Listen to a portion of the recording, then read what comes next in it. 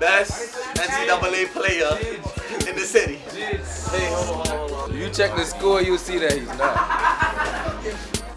I started off with the Brooklyn Skyhawks, went to IS-78 Woolwich, man.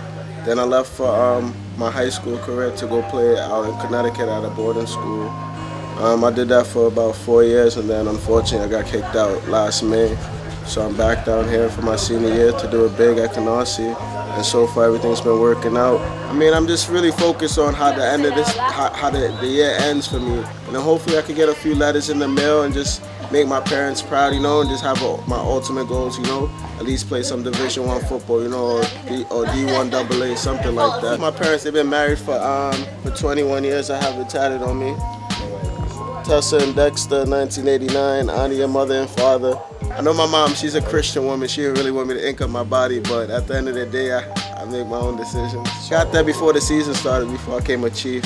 They call me Cat Daddy because I can move. I'm too shifty for people, man. I just make a move and I'm gone. I have the jets. You could quote me on this. I believe I'm the best corner in the city right now. So, I mean, I'm going to lock up anything that comes my way. Nobody's scoring on my side. We could call it Gilligan Island if you want.